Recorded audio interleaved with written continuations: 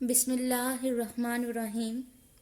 Chemistry book 12 chapter number 7 topic some features of organic compound, या हम इसको ये भी कह सकते हैं important characteristics of organic compounds. Lecture number 2। First of all, अगर आपने कोई ऐसा टॉपिक तैयार करना हो जिसमें आपने नंबर ऑफ इम्पोर्टेंट पॉइंट बताने हों, तो अगर आप चाहते हैं कि वो सारे पॉइंट्स बिना टाइम लगाए आपको याद रहें, तो इसका बेहतरीन तरीका ये होता है कि इन सब पॉइंट में से एक एक अल्फ़ाबेट लेकर कोई एक या दो वर्ड बना लिए जाए जो इन सब पॉइंट्स को एब्रीविएट करते हों। जैसे कि ये फीचर्स ऑफ ऑर्गेनिक कंपाउंड को बताने के लिए या करेक्टरिस्टिक्स ऑफ ऑर्गेनिक कंपाउंड को बताने के लिए मैंने यहाँ पे दो वर्ड बना लिए हैं, PCSIR एंड सन। अब ये जो PCSIR है, वैसे भी आप साइंस के स्टूडेंट हैं तो आपको पता होना चाहिए इस वर्ड के बारे में। ये बेसिकली एक रिसर्च सेंटर है। अगर आपने कभी लेज़ खाई हो, चूँकि मैं बहुत फूडी हूँ, तो देखा करें, उसको स्टडी किया करें कि उसके आगे पीछे क्या लिखा हुआ है। तो यहाँ पे मेरे पास एक अभी लेज़ का पैकेट भी पड़ा हुआ है, ये अगर आपको नज़र आ रहा हो तो यहाँ पे लिखा होता है सेटिस्फाइड बाय PCSIR। ये जो PCSIR है, ये बेसिकली यहाँ पे इसको एब्रीवेट किया जाता है Pakistan council of science and industrial research centre. ये इसके अंदर डिटेल में एब्रीविएशन भी लिखी होगी। नेक्स्ट टाइम जब आप लेस का पैकेट खाएं तो आप ये इसको डिटेल में देख सकते हैं कि ये जो यहाँ पे जो PCSIR है वो है Pakistan council of science and industrial research. लेकिन यहाँ पे जो PCSIR है, यहाँ पे आपको वो ऑर्गेनिक कंपाउंड की एक एक पॉइंट को एब्रीविएट करेगा। दूसरा वर्ड जो मैंने बना लिया वो बना लिया सन, और एस के साथ जो ओ लिखा है वो छोटा है। अब ये दो वर्ड मैंने बेसिकली बना लिए ताकि मुझे बिना टाइम लगाए ये जितने भी इम्पोर्टेंट करैक्टरिस्टिक्स हैं जो बुक में बताए गए हैं वो सारे मिनटों में याद हो जाएं और कोई मिस ना हो। अक्सर होता है जब हेडिंग वाला क्वेश्चन होता है, इम्पोर्टेंस पॉइंट वाला क्वेश्चन होता है या करैक्टरिस्टिक्स वाला, तो हमें दो चार याद रह जाते हैं, तीसरा याद आ नहीं रहा होता, या कोई एक मिस अंदर से हो जाता है, बाद में याद आता है ओहो वो वाला तो याद नहीं रहा। तो जब हम इस तरह से कोई वर्ड बना लेते हैं तो हमें बिना टाइम लगाए ये जो है ये जल्दी से याद आ जाते हैं। जैसे ये PCSIR मैंने एक वर्ड बनाया, इसमें जो P है वो एब्रीविएट करता है peculiar nature of carbon atom. C stand for complexity of organic compound. S stand for similarity in behavior. I stand for isomerism. R stand for rate of reaction. S के साथ O छोटा है तो ये combine है। SO stand for solubility of organic compounds और N stand for non ionic character. अब ये भी थोड़ा सा आप दिमाग लगाया करें, ट्रिक्स बनाते हैं। ये एक इम्पोर्टेंट ट्रिक्स ही है याद करने के लिए कि इसमें दो एस हैं। एक एस के आगे मैंने आई लिखा, और अगर मैं इसको जब मेन पॉइंट याद करूं तो सिमिलैरिटी एस आई से ही बनता है, तो इसलिए ये वाला जो एस है ये सिमिलैरिटी इन बिहेवियर को शो करेगा, और ये वाला एस के आगे जो ओ है वो सोलबिलिटी के लिए यूज होगा। तो ये भी कंफ्यूज आप नहीं होंगे कि एक एस से क्या बनता था और इस एस से क्या बनता था।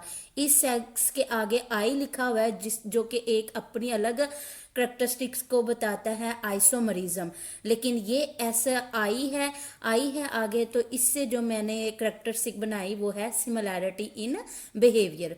तो 7 करेक्टरिस्टिक्स आपकी बुक में बताई गई हैं, जिसको इन 2 वर्ड्स बना के विद इन अ मिनट आप आसानी से याद कर सकते हैं।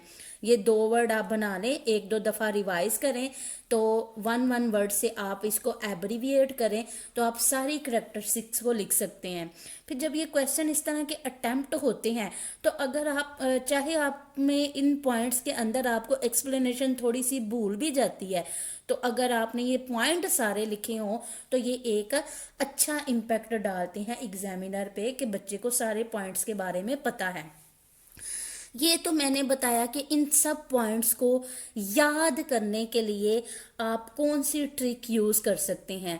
तो मैं दोबारा बता देती हूँ कि अगर कोई ऐसा टॉपिक हो जिसमें आपने नंबर ऑफ पॉइंट्स या करेक्टरिस्टिक्स याद करने हो, तो उन पॉइंट्स का कोई एक एक या 2-2 अल्फ़ाबेट लेके 1-2 वर्ड बना लें जो जिस वर्ड के बारे में आपको पता हो और आसानी से याद भी हो जाए। जैसे कि आप इसको पीसी सर भी बोल सकते हैं, लेकिन मैंने इसको PCSIR का ही का नाम दिया। क्यों? क्योंकि मैं इस वर्ड से familiar हूँ। जैसे मैंने आपको लेस के पैकेट के पीछे भी बताया कि ये लिखा होता है वहाँ पे, लेकिन यहाँ पे ये एब्रीविएट ऑर्गेनिक कंपाउंड की करेक्टरिस्टिक्स को करेगा। अब इन सारी करेक्टरिस्टिक्स को मैं 1 बाय 1 एक्सप्लेन कर देती हूँ। पहली करेक्टरिस्टिक पी से क्या था? Peculiar nature of carbon. Carbon की खास नेचर, आपको जैसे पता है कि ऑर्गेनिक कंपाउंड में कार्बन जो है वो एक एसेंशियल एलिमेंट है। तो सबसे ख़ास नेचर जो है वो कार्बन की वो क्या है? वो है catenation property. Very very important phenomena catenation का अक्सर शॉर्ट क्वेश्चन के बारे में भी पूछ लिया जाता है बोर्ड में कि डिफाइन कैटिनेशन या व्हाट इज कैटिनेशन। तो कैटिनेशन कहते हैं self linking property of carbon. Self linking property से क्या मुराद है? कार्बन की कार्बन के साथ बॉन्ड बनाने की जो प्रॉपर्टी है उसका नाम है कैटिनेशन। कि कार्बन जो है अपने ही तरह के दूसरे कार्बन एटम के साथ मिलके बहुत ज़्यादा लंबी चेन की फॉर्म में या क्वाइल्ड की फॉर्म में बहुत बड़े बड़े स्ट्रक्चर बना सकता है। इस प्रॉपर्टी को हम लोग कहते हैं कैटिनेशन, जो कि कार्बन ही शो करता है। कार्बन के अलावा कुछ दूसरे एटम भी कैटिनेशन प्रॉपर्टी शो करते हैं, जिसमें सल्फर है, सिलिकॉन है, लेकिन कार्बन की ये जो कैटिनेशन प्रॉपर्टी है, जो इसकी सेल्फ लिंकिंग प्रॉपर्टी है, वो वेरी स्टेबल है। और इसकी इसी प्रॉपर्टी की बेस के ऊपर इसके बहुत बड़े बड़े स्ट्रक्चर जो हैं कार्बोहाइड्रेट्स के, प्रोटीन्स के, डीएनए के, ये इसी प्रॉपर्टी की वजह से ये बड़े बड़े स्ट्रक्चर बनाता है। इसके अलावा carbon can also form stable single and multiple bond with other atoms like oxygen, nitrogen and sulphur. यानी कि कार्बन सिर्फ कार्बन के साथ ही स्टेबल बॉन्ड नहीं बनाता, बल्कि ये स्टेबल सिंगल और सिंगल मल्टीपल एक से ज़्यादा बॉन्ड भी बनाता है दूसरे एटमों के साथ, जिसमें ऑक्सीजन, नाइट्रोजन और सल्फर आ जाते हैं। इसके अलावा ये कार्बन कंपाउंड जो है इसके स्टेबल बॉन्डिंग की होने की वजह से जो स्ट्रक्चर बनाता है उसके बहुत बड़े बड़े साइजेस आ जाते हैं, वेरियस साइजेस के, शेप्स के। और ये जो स्ट्रक्चर है ये इसकी ख़ास प्रॉपर्टी होने की वजह से ये जो कार्बन जो है वो मुख्तलिफ तरह के, मुख्तलिफ साइज़ के, मुख्तलिफ शेप्स के स्ट्रक्चर बना सकता है। तो पिकुलर नेचर में 3 पॉइंट्स हमने बता दिए, कैटिनेशन, स्टेबल बॉन्डिंग और न्यूमरस कंपाउंड। ये कार्बन की पिकुलर नेचर के बारे में पॉइंट्स एक्सप्लेन करते हैं। दूसरी जो करेक्टरिस्टिक्स हैं या फीचर है ऑर्गेनिक कंपाउंड के, वो ये है कि कम्प्लेक्सिटी ऑफ ऑर्गेनिक कंपाउंड। जैसे ऑर्गेनिक कंपाउंड के स्ट्रक्चर पहले बताया गया, तो बहुत बड़े बड़े स्ट्रक्चर होते हैं। जो चीज़ जितनी बड़ी होगी वो उतनी कम्प्लेक्स भी होगी डेफिनेटली। तो ऑर्गेनिक कंपाउंड ना सिर्फ स्मॉल मॉलिक्यूल होते हैं, जैसे मीथेन CH4 छोटा सा मॉलिक्यूल है, अगर इसका मॉलिक्यूलर वेट देखें तो 16 है, कार्बन का 12 और हाइड्रोजन का 4, टोटल 16। तो कार्बन कंपाउंड जो है स्मॉल मॉलिक्यूल की फॉर्म में भी पाए जाते हैं। इसके अलावा ऑर्गेनिक कंपाउंड जो है या कार्बन कंपाउंड जो है वो लार्ज भी हो सकते हैं और स्ट्रक्चरली बहुत कम्प्लेक्स भी होते हैं। इसमें अगर हम लोग एक एग्जांपल देखें तो एक स्टार्च एक कंपाउंड है जिसका फार्मूला है C6H10O5 होल एन, ये स्मॉल एन। ये जो स्मॉल एन है ये शो कर रहा है कि इट में बी सेवरल थाउजेंड, यानी कि इसकी जो तादाद है ये हज़ारों में हो सकती है। अब स्टार्च का फार्मूला लिखते हुए भी बच्चों से अक्सर गलतियां हो जाती हैं। तो कार्बन का एटॉमिक नंबर 6 है, इस 6 को, कार्बन के 6 को याद रख लें। कार्बन हाइड्रोजन ऑक्सीजन लिख लिया, इस 6 में से एक माइनस कर दें तो यहाँ पे ऑक्सीजन का आ जाएगा 5 को डबल कर दें तो हाइड्रोजन का आ जाएगा 10। तो अक्सर बच्चे जब ये लिखते हैं स्टार्च का फार्मूला तो कभी वो इधर 10 लगा देंगे, कभी वो इधर 5 लगा देंगे। तो ये थोड़ी सी ट्रिक बना के बच्चे इस फार्मूले को भी याद कर सकते हैं। इसी तरह इस कॉम्प्लेक्स स्ट्रक्चर में प्रोटीन का देख लें स्ट्रक्चर, वो भी बहुत कम्प्लेक्स और लार्ज मॉलिक्यूल में आ जाता है। तो इस पॉइंट को भी हमने देख लिया कि ऑर्गेनिक कंपाउंड जो हैं वो बहुत बड़े बड़े कंपाउंड्स होते हैं और जितने वो बड़े होते हैं उसके साथ साथ वो उनके जो स्ट्रक्चर हैं वो कम्प्लेक्स भी होते हैं।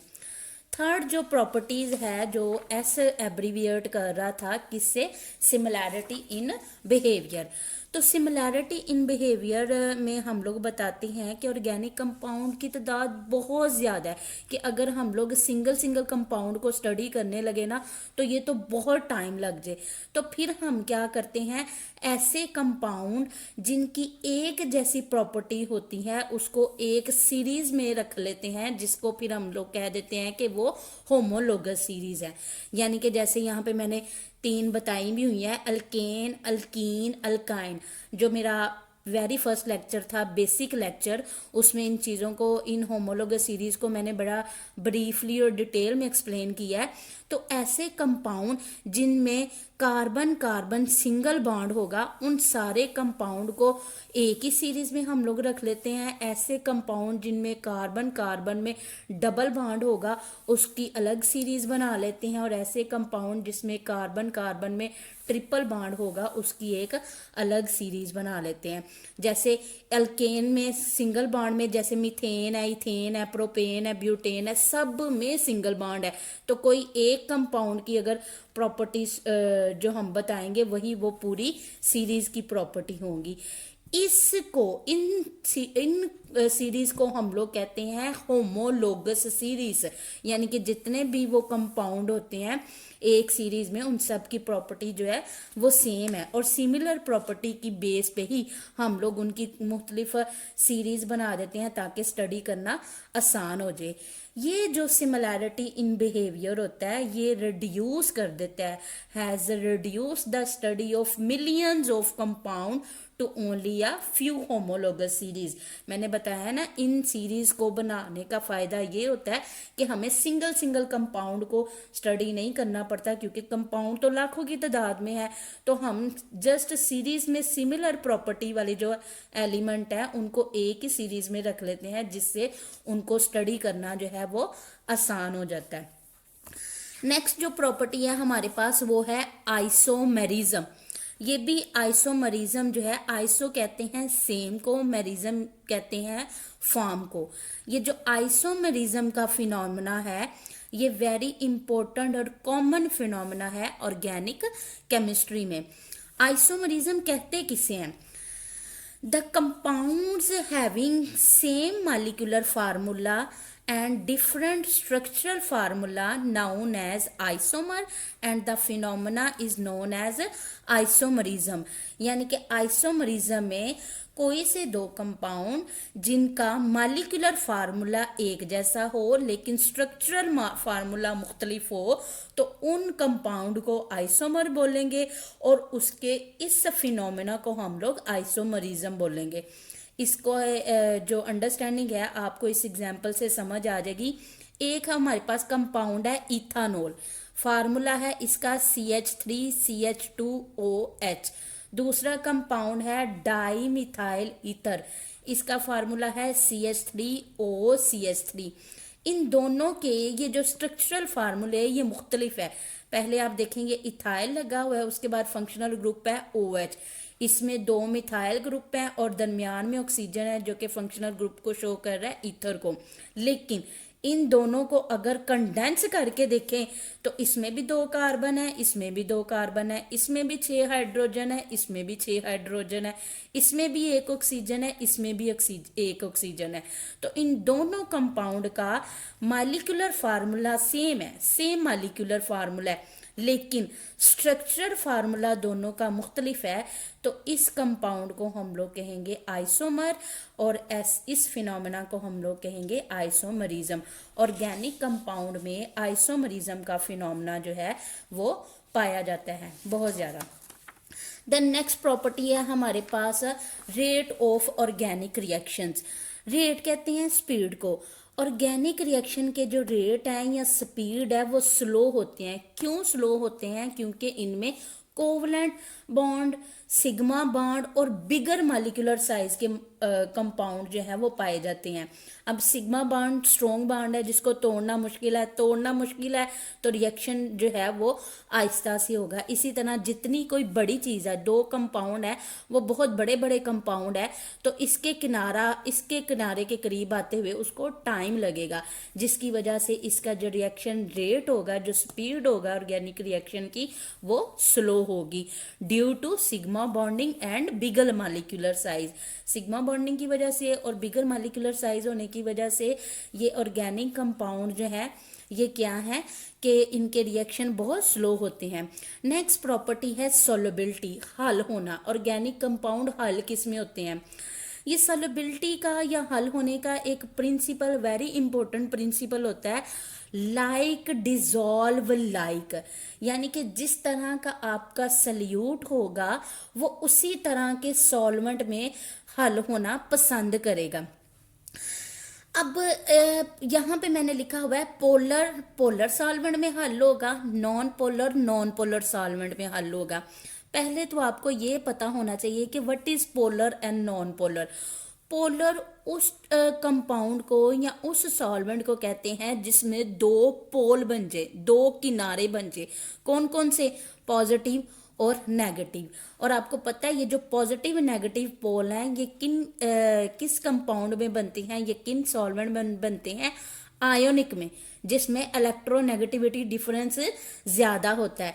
जबकि ये जो ऑर्गेनिक कंपाउंड है ये तो हाइड्रोकार्बन है, इसमें इलेक्ट्रोनेगेटिविटी डिफरेंस बहुत कम होता है, जिसकी वजह से इसके ऊपर पोल नहीं बनते, 2 किनारे या 2 चार्जेस पॉजिटिव नेगेटिव नहीं बनते। इसलिए इनकी नेचर जो होती है ऑर्गेनिक कंपाउंड की वो क्या होती है?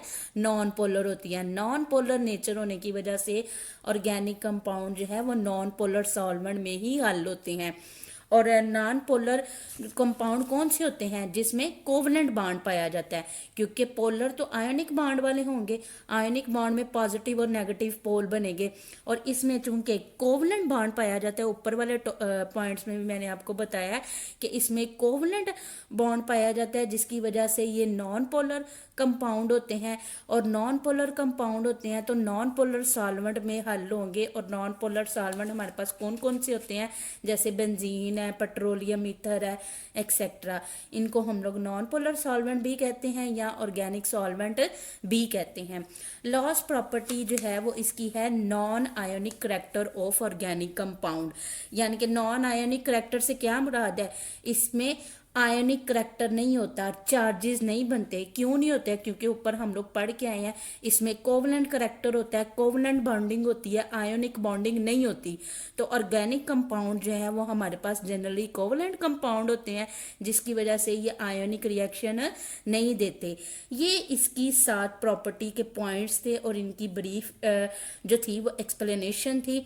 इसको मैं जल्दी से, अब ये जो मैंने स्टार्ट में 2 वर्ड बनाए थे इसी से एक्सप्लेन कर देती हूँ। P stand for peculiar nature of carbon, जिसमें हमने क्या क्या चीज़ बताई? कार्बन की कैटिनेशन प्रॉपर्टी बताई, ये बताया कि ये स्टेबल बॉन्ड बनाता है ना सिर्फ कार्बन के साथ बल्कि दूसरे एटम ऑक्सीजन, नाइट्रोजन, सल्फर के साथ, और उनके साथ स्टेबल बॉन्डिंग करके बहुत बड़े बड़े स्ट्रक्चर भी बनाता है। और ये सिर्फ कार्बन की ही नेचर है, पिकुलर नेचर है। C stands for complexity of organic compound. Complexity में मैंने बताया कि ऑर्गेनिक कंपाउंड बहुत बड़े बड़े स्ट्रक्चर होते हैं, और जितने वो बड़े होते हैं वो बड़े होने के साथ साथ कम्प्लेक्स भी होते हैं, उतने पेचीदा भी होते हैं। इसमें मैंने एग्जांपल आपको बताई स्टार्च की और प्रोटीन की। स्टार्च का फार्मूला भी याद करने के लिए ट्रिक्स मैंने बताई, C6H10O5 होल एन, जो कि एन जो है वो सेवरल थाउजेंड हो सकता है। S stand for similarity in behaviour. हमें सारे कंपाउंड, लाखों ऑर्गेनिक कंपाउंड को स्टडी ना करना पड़े, इसकी वजह से हम लोग क्या करते हैं, हम लोग इन कंपाउंड जिनकी सिमिलर प्रॉपर्टीज होती हैं उसको एक सीरीज में रख के होमोलोगस सीरीज बना देते हैं, जिसकी वजह से हमें स्टडी करना कंपाउंड्स को आसान हो जाता है।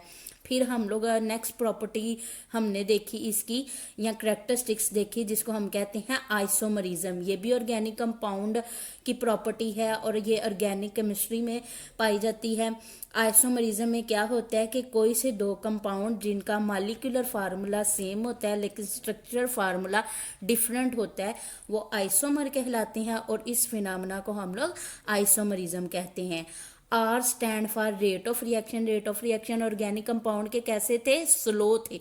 स्लो होने की वजह क्या थी, क्योंकि उनमें सिग्मा बॉन्डिंग पाई जाती है, उनके स्ट्रक्चर बड़े बड़े होते हैं, जिसकी वजह से वो इजीली रिएक्ट नहीं कर पाते और उनकी जो स्पीड होती है वो स्लो होती है।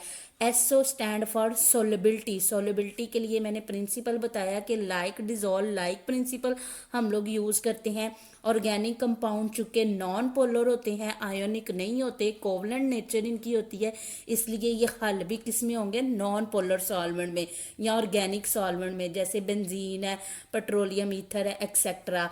और लास्ट वाला एन क्या है, नॉन आयोनिक करैक्टर। चूंकि इनमें कोवलेंट बॉन्ड पाया जाता है, इसलिए ये आयोनिक करैक्टर को शो ऑर्गेनिक कंपाउंड नहीं करते। फिर लास्ट में एक छोटा सा टॉपिक है कि ऑर्गेनिक केमिस्ट्री की अहमियत क्या है, इम्पोर्टेंस क्या है। इतनी ज़्यादा इम्पोर्टेंस है कि तकरीबन जितने भी केमिकल रिएक्शन हमारी लिविंग बॉडीज़ में हो रहे हैं ना, वो सारे के सारे ऑर्गेनिक नेचर है। क्यों ऑर्गेनिक नेचर में है, क्योंकि हमारे अंदर जो मॉलिक्यूल है वो ऑर्गेनिक है, प्रोटीन है, कार्बोहाइड्रेट है, डीएनए है, ये सारे ऑर्गेनिक कंपाउंड है, और इसमें जो रिएक्शन होंगे वो ऑर्गेनिक रिएक्शन होंगे। इसके अलावा हम लोग डिपेंड करते हैं ऑर्गेनिक कंपाउंड्स के ऊपर, किस लिए, for our food, medicine and clothing के लिए। इन सब में ऑर्गेनिक कंपाउंड्स पाए जाते हैं, ना सिर्फ नेचुरली बल्कि हम लोग खुद लेबोरेटरी में भी ऑर्गेनिक कंपाउंड बहुत तैयार करते हैं, जिसमें सिंथेटिक प्लास्टिक आ जाता है, रबर आ जाता है, medicine, preservative, paints, varnishing, textile fibre, fertilizer, pesticide, detergent, cosmetic और डाइज, ये सारे जो हैं ये ऑर्गेनिक नेचर के ही मरखून मिन्नत है, ऑर्गेनिक केमिस्ट्री ही है। इसलिए organic chemistry is very very important for our life and for our survival. तो ये था सेकंड लेक्चर। अगर आपको मेरी ये वीडियो अच्छी लगी है तो मेरी इस वीडियो को लाइक करें, अपने फ्रेंड्स के साथ शेयर करें, और कमेंट सेक्शन में अपनी फीडबैक के बारे में ज़रूर बताएं। शुक्रिया। अल्लाह हाफिज़।